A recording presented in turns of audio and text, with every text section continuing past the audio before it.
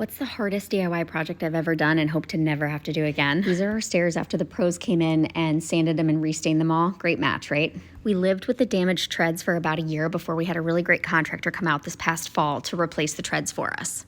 I may have overdone the prep work, I don't know, but it was a really great decision to have a professional come in and do these treads. They ended up being really complicated and I could have never gotten him to look as good as this guy did. Also, how weird is that split window? I will never understand.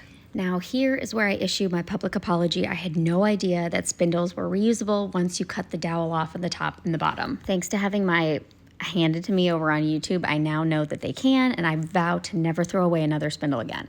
I believe this information means that I could have also just kept the original railings and repainted everything, but you live and you learn. This was a painful lesson for me. I should have known that stair railings would be a beast after the contractor who replaced the treads said that he will not touch them since the last set he tried took him 6 weeks.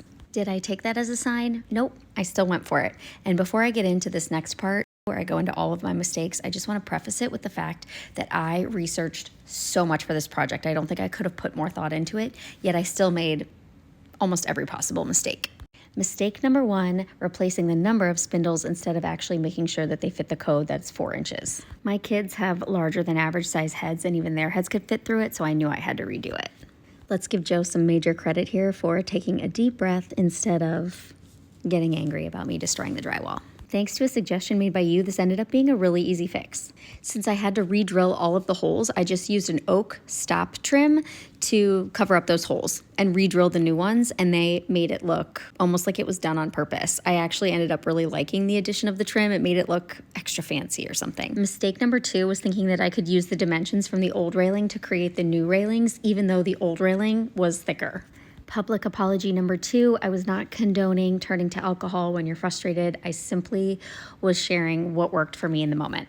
I never really came up with a great solution for this mistake. All that we ended up doing, cutting a little bit longer than we needed and marking it as Joe held it in place. Mistake number 3 was drilling the holes the wrong direction on the railing. I tried to fix it, drill the other way, but the holes were still really large underneath and you could tell a difference.